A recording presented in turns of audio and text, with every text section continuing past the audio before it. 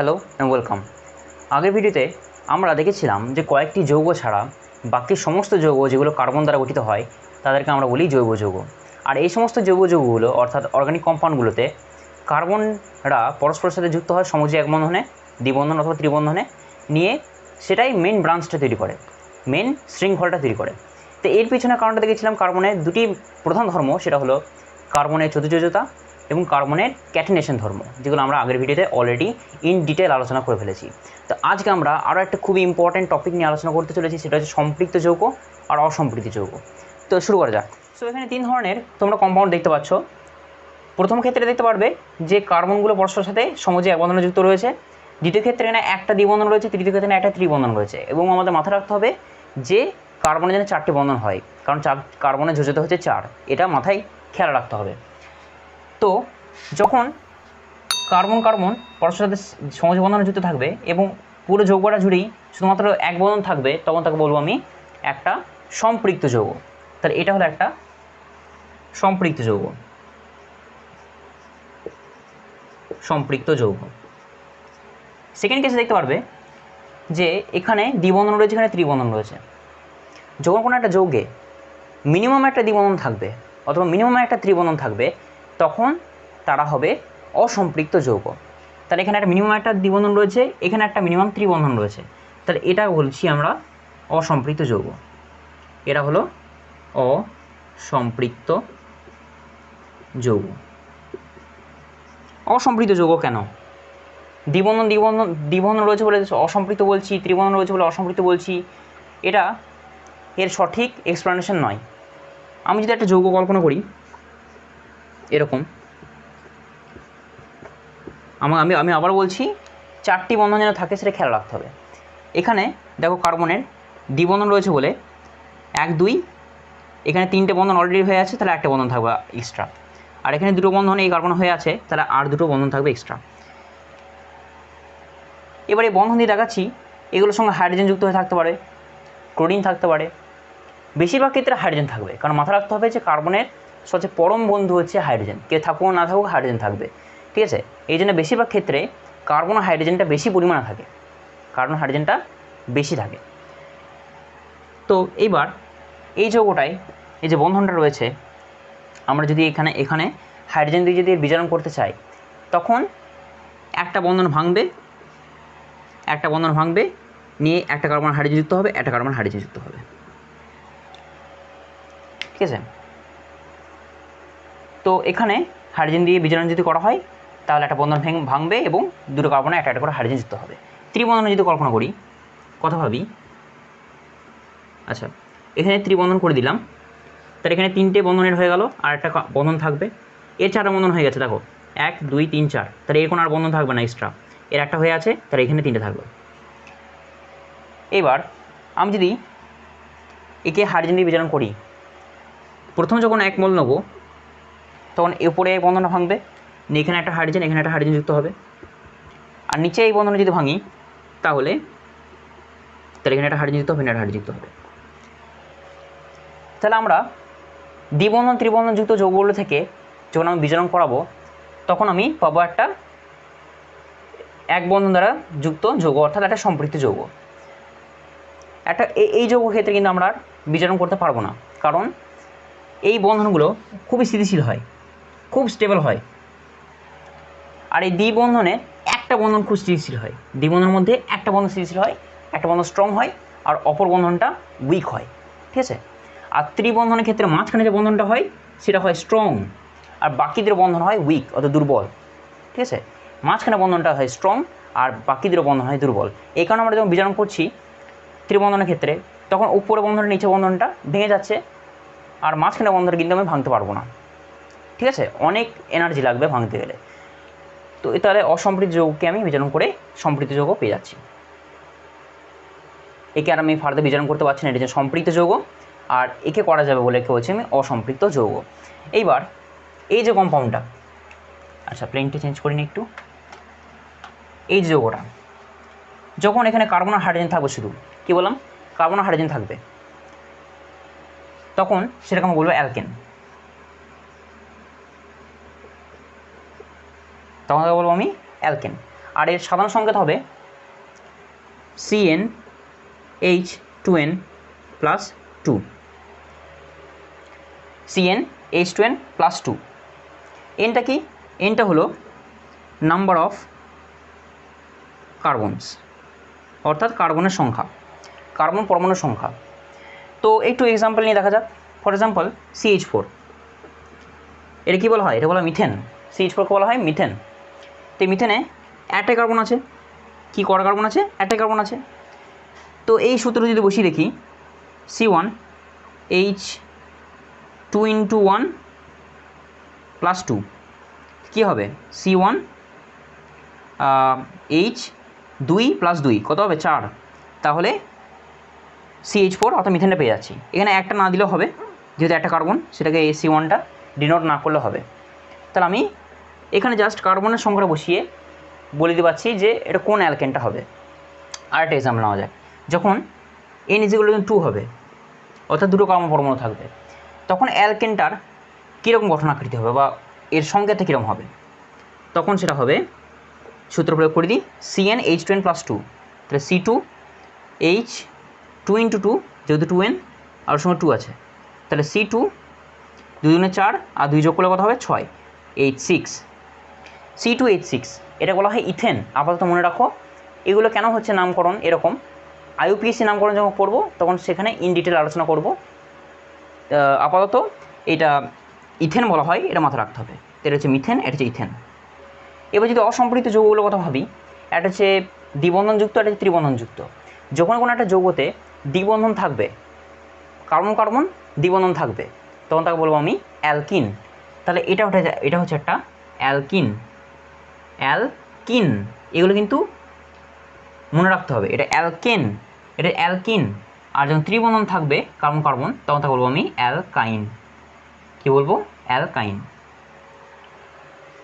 এবার অ্যালকিনের সাধারণ যে সংকেতটা হয় সেটা হয় CnH2n, আর অ্যালকাইনের ক্ষেত্রে হয় CnH2n - 2, CnH2n - 2। একটা এক্সাম্পল নিয়ে দেখা যাক।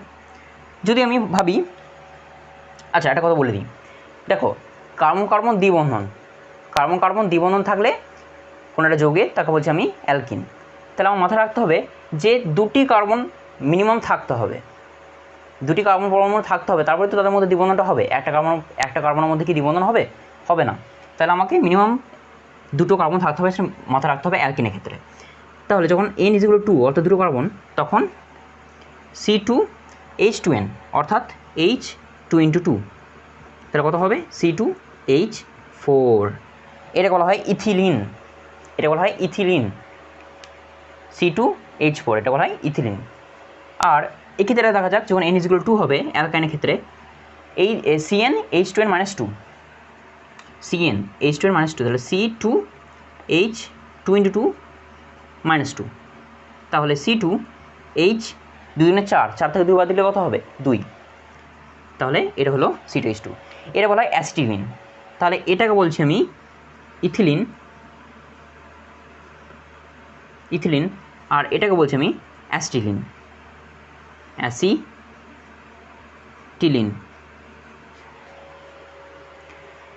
তো এবার একটু জিনিসগুলো একটু মানে কী বলবো, অ্যারেঞ্জ করানো হোক, হয়তো একটু গন্ডগোল লেগে গেছে তোমাদের। তাহলে যখন এক বন্ধন থাকবে তখন তাকে বলবো অ্যালকেন, কার্বন কার্বন এক বন্ধন, এবং তার সাথে হাইড্রোজেন থাকতে হবে কার্বনের সাথে। তার জেনারেল ফর্মুলা হচ্ছে CnH2n + 2, যেন এনটা হচ্ছে নাম্বার অফ কার্বনস। ওকে, এবার যখন এক বসাচ্ছি তখন দেখছি মিথেন পাচ্ছি, যখন 2 বসাচ্ছি তখন দেখছি ইথেন পাচ্ছি। এবার চলে আসি অ্যালকিনের ক্ষেত্রে। অ্যালকিন যখন কার্বন কার্বন দ্বিবন্ধন থাকবে একটা যৌগের মধ্যে, তখন তাকে বলতে হবে অ্যালকিন। এর সাধারণ ফর্মুলা হয় CnH2n। ওকে, এবার যখন আমি 2 বসাবো, মনে রাখতে হবে যে অ্যালকাইনের ক্ষেত্রে মিনিমাম দুটো কার্বন থাকতে হবে। তাহলে যখন N = 2 বসাবো, তখন আমি যেটা পাবো সেটা হচ্ছে C2H4 অর্থাৎ ইথিলিন। আর যখন অ্যালকাইনের ক্ষেত্রে N = 2 বসাবো, তখন আমি পাবো C2H2 অর্থাৎ অ্যাসিটিলিন। ওকে, এইবার দেখো ভালোভাবে দেখো যে মিথেন আর ইথেন পাচ্ছি। এবার n ইকুয়াল 1 বসিয়ে আবার n ইকুয়াল 2 বসিয়ে। এরা দুজন হলো সমগুণীয় বা সমগোত্রীয় যৌগ। এই সমগুণীয় সমগোত্রীয় এগুলোর পিছনে তিনটে শর্ত আমার মেনলি কাজ করে। কি কি? তারা একই মৌলিক পদার্থ দ্বারা গঠিত হতে হবে। সেকেন্ড পয়েন্ট, যে তাদের আণবিক সংকেতটা যেন সাধারণ হয়, একই সাধারণ আণবিক সংকেত বিশিষ্ট। থার্ড পয়েন্ট হলো একই কার্যকরী গ্রুপযুক্ত। এই একই কার্যকরী গ্রুপটা এবার আলোচনা করব, ঠিক আছে? তার আগের দুটো ক্ষেত্রে এখানে কোনো কার্যকরী গ্রুপ যেহেতু নেই, আমি যদি অ্যালকেনের কথা ভাবি, একটু মুছি নিই, একটু জিনিসটা জটিল হয়ে গেছে, হিজিবিজি হয়ে গেছে যেটা বলে। খুব সিম্পল জিনিস, এটা ঠান্ডা মাথায় বুঝলেই হবে।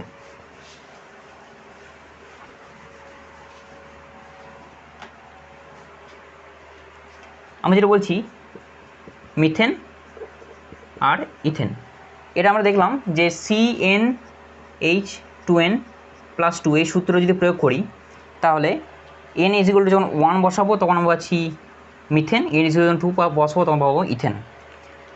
এরা একই মৌলিক পদার্থ, অর্থাৎ কার্বন আর হাইড্রোজেন দিয়ে তৈরি আছে, রাইট? কার্বন আর হাইড্রোজেন দিয়ে তৈরি আছে। আবার এরা একই সাধারণ আণবিক সংকেত বিশিষ্ট, সেটা হচ্ছে CnH2n+2। যেহেতু এখানে কোনো কার্যকরী গ্রুপ নেই, তাহলে এই দুটো শর্ত এখানে খাটবে, তাই এরা বলবো একে অপরের সমগোত্রীয় যৌগ। সমগোত্রীয় যৌগ। একই রকমভাবে অ্যালকিনের যখন CnH2n, একবার n ইকুয়াল 2 বসাবো, n ইকুয়াল 3 বসাবো, n ইকুয়াল 4 বসাবো, যেগুলো আসবে সেটা প্রত্যেকটা হবে একে অপরের সমগোত্রীয়, সবই হবে সমগোত্রীয় শ্রেণীর অন্তর্ভুক্ত। আবার এখানে যখন আমি n ইকুয়াল 2 বসাবো, n ইকুয়াল 3 বসাবো, n ইকুয়াল 4 বসাবো, তখন যেগুলো পাবো সেগুলো হবে সমগোত্রীয়। আশা করি এটা ক্লিয়ার হয়ে গেছে। এইবার তোমাদের বাড়িতে কাজ থাকলো এইগুলো, n ইকুয়াল 3, অ্যালকিনের ক্ষেত্রে n ইকুয়াল 3, n ইকুয়াল 4 হলে আমার কি গঠন আকৃতিটা হবে সেটা বের করা। পারলে তোমরা কমেন্ট সেকশনে কমেন্ট করে জানিয়ে দিতে পারো আমাকে।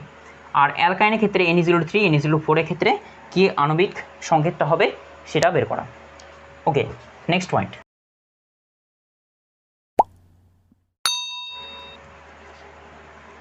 তো যেটা পড়তে চলেছে সেটা হচ্ছে কার্যকরী গ্রুপ। কার্যকরী গ্রুপ, ইংলিশে বলা হয় একে ফাংশনাল গ্রুপ। Functional group. প্রথমে জানতে হবে গ্রুপ কি আর কার্যকরী কেন বলছি। প্রথমত গ্রুপ হলো বা মূলক হলো গ্রুপ অফ অ্যাটমস বা পরমাণু পুঞ্জ। ফর এক্সাম্পল, আমি যদি এইটার কথা ভাবি, অক্সিজেন আর হাইড্রোজেন, অক্সিজেন হাইড্রোজেনের সঙ্গে একটা বন্ধন করেছে আর অক্সিজেন দুটো বন্ধন করে, তাহলে আরেকটা বন্ধন থাকলো। এই বন্ধনের সাহায্যে কোনো একটা কার্বন শৃঙ্খলার সাথে যুক্ত হবে, ঠিক আছে?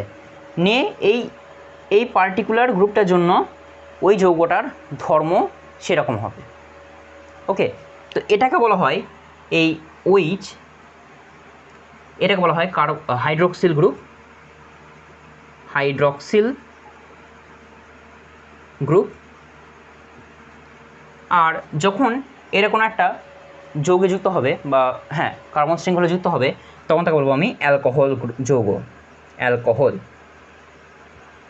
ফর এক্সাম্পল ইথানল, C3CH2OH, এটা হলো একটা অ্যালকোহল, এটা বলা হয় ইথানল। ওকে, আবার আছে যেমন CHO এরকম দেখতে হয়। কার্বন এখানে একটা অক্সিজেনের সঙ্গে দ্বিবন্ধন করে, একটা বন্ধন এখানে কার্বন শৃঙ্খলার সাথে যুক্ত হবে, আর একটা এখানে হাইড্রোজেনের সঙ্গে যুক্ত হয়। এখানে CHটা এটা, আর এই ওটা দেখিয়ে দিয়েছি, আসলে অক্সিজেনটা এখানে কার্বনের সঙ্গে আসলে যুক্ত থাকে দ্বিবন্ধনে। আর এই যে এইটা দিয়েছি সেটা আবার কী হবে, যেমন OHটা যেমন যুক্ত হওয়ার কথা, একটা কার্বন শৃঙ্খল ধরে নিচ্ছি এরকম আছে, এই কার্বন শৃঙ্খলে এরকমভাবে যুক্ত হয়ে যাবে এরকম। এই অংশটা আমি দেখিয়েছি এইরকমভাবে, এই অংশটা। তো এটাকে বলা হয় এই CHO, এটাকে বলা হয় অ্যালডিহাইড গ্রুপ। আর এই যৌগটা বলবো আমি অ্যালডিহাইড। অ্যালডিহাইড এক্সাম্পল এরকম CH3CHO, এটা বলা হয় অ্যাসিড অ্যালডিহাইড। CH3CHO এটা বলা হয় অ্যাসিড অ্যালডিহাইড। এবার নেক্সট পয়েন্ট কি? নেক্সট পয়েন্ট খুব ইম্পর্টেন্ট, সেটা হচ্ছে এটা বলে কার্বনিল গ্রুপ। কার্বনিল গ্রুপ মনে রাখতে হবে, কার্বনিল গ্রুপ সবসময় কার্বন শৃঙ্খলে মাঝখানে করে থাকে, ঠিক আছে? মানে কোনো একটা কার্বনের শেষের দিকে থাকবে না, সবসময় মাঝখানে কোনো একটা কার্বনে থাকবে, মাঝখানে কোনো একটা অংশে থাকবে। ফর এক্সাম্পল আমি একটা যদি কথা ভাবি, এরকম এখানে হাইড্রোজেন আছে এরকমভাবে। এবার মাঝখানে কোনো একটা কার্বনে ডবল বন্ড অক্সিজেন রয়েছে। এই যে অংশটা, কোন অংশটা? এই অংশটা দূরবন্ধন বুঝতে পারছো তো? দূরবন্ধন। আর এই ডবল বন্ড অক্সিজেনটা এটা হচ্ছে একটা কার্বনিল গ্রুপ। যখন এরকম কার্বনিল গ্রুপটা কোনো একটা কার্বন শৃঙ্খলে যুক্ত হয়ে যাবে, তখন তাকে আমরা বলবো আমি কিটোন, ঠিক আছে? তখন সেই যৌগটা বলবো আমি কিটোন। ফর এক্সাম্পল এইটাই যেটা এঁকেছি, এটা বলা হয় অ্যাসিটোন। কী বলা হয়? অ্যাসিটোন। তাহলে এটা এক্সাম্পল কী হবে? অ্যাসিটোন। তাহলে কী দেখলাম? একটা দেখলাম অ্যালকোহল, একটা দেখলাম অ্যালডিহাইড, আর একটা দেখলাম কিটোন। আর এগুলো হচ্ছে সব এক্সাম্পল।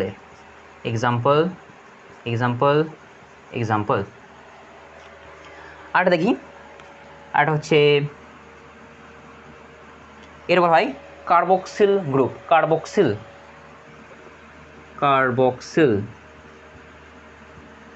গ্রুপ। যখন কার্বক্সিল গ্রুপটা কোনো একটা যৌগে যুক্ত হবে, তখন সেটাকে আমরা বলবো কার্বক্সিলিক অ্যাসিড। কার্বক্সিলিক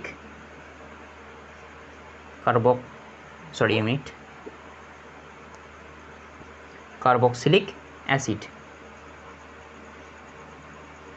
সে যৌগটার নাম বলবো কার্বক্সিলিক অ্যাসিড। আর এক্সাম্পল আমি দিতে পারি, যেমন CH3COH, এটা হচ্ছে অ্যাসিডিক অ্যাসিড, ঠিক আছে? Acidic acid. আর এই যৌগটা যেটা কোনো হয়েছে, এই COOHটা, এটা হচ্ছে কার্বক্সিল গ্রুপ। কীরকম হয় জিনিসটা একটু বলে দিই, যা বলে দেওয়ার চেষ্টা করি। কার্বন, হাইড্রোজেন এখানে আছে, এই গ্রুপটা আঁকার চেষ্টা করি। কার্বনের সাথে একটা ডবল বন্ড অক্সিজেন থাকে, আর একটা OH গ্রুপ থাকে, এরকম হবে।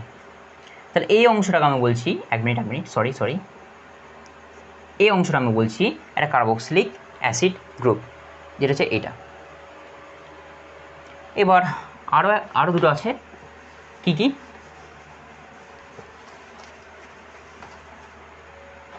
আরও দুটো হচ্ছে, একটা হলো অ্যামিনো, হ্যাঁ, যেটা হচ্ছে NH2, এরকম NH2। এখানে নাইট্রোজেন চলে এলো, দেখো এতক্ষণ ধরে অক্সিজেন, কার্বন আর হাইড্রোজেন নিয়ে কাজ হচ্ছিল, এবার নাইট্রোজেন এসছে। এই নাইট্রোজেনের এই NH2 গ্রুপটাকে বলা হয় অ্যামিনো গ্রুপ, আর যখনই এটা কোনো একটা কার্বন ঘটিত যৌগের সঙ্গে যুক্ত হবে, তখন তাকে বলবো আমি অ্যামিন, সেই যৌগটা বলবো আমি অ্যামিন। এক্সাম্পল আমার যাক, এক্সাম্পল হচ্ছে CH3NH2, একটা সবচেয়ে সিম্পল একটা অ্যামিন বলবো, সেটা বলছি মিথাইল অ্যামিন। আরেকটা এক্সাম্পল, আরেকটা পয়েন্ট হলো, যদি এরকম কোনো একটা গ্রুপ থাকে, এরা বলা হয় গ্রুপ অ্যালকক্সি গ্রুপ। আর যখন এরকম কোনো একটা গ্রুপ কার্বন ঘটিত যৌগযুক্ত থাকবে, তখন তাকে বলবো আমি ইথার। আবার সেই কিটোনের মতনই এখানেও কিন্তু এটা মাঝখানে কোনো একটা অংশে, মাঝখানে কোনো একটা জায়গায় যুক্ত থাকবে, শেষে কখনো যুক্ত থাকবে না, ঠিক আছে? কোনো একটা চেনের শেষে কখনো যুক্ত থাকবে না। যেমন ধরে নিচ্ছি, এটা এখানে যদি অক্সিজেন থাকে, এই দু প্রান্তে যদি হাইড্রোজেন এবং থাকে, দুটো মিথাইল আছে, CH3 মানে হচ্ছে মিথাইল গ্রুপ, একটা মাথা রাখতে হবে, CH3। তো এখানে একটা CH3 রয়েছে, এখানে CH3 রয়েছে, তাহলে দুটো CH3 ডাইইথাইল আর এই গ্রুপটা হচ্ছে ইথার, তাহলে ডাইইথাইল ইথার। ঠিক আছে, ডাইইথাইল ইথার। তো আজকের ভিডিওতে আমরা খুবই ইম্পর্ট্যান্ট একটা অংশ কভার করলাম, যেগুলো আমাদের পরবর্তী ক্ষেত্রে IUPAC নামকরণে অনেক কাজে লাগবে। তাই এই ভিডিওটা যদি একবারে যদি না দেখে বুঝতে না পারো, তাহলে আরেকবার দেখো। কোনো অসুবিধা হলে আমাকে নিচে কমেন্ট সেকশনে কমেন্ট করো। তো দেখা হচ্ছে আবার পরের ভিডিওতে। টিল দেন পড়তে থাকো, শিখতে থাকো।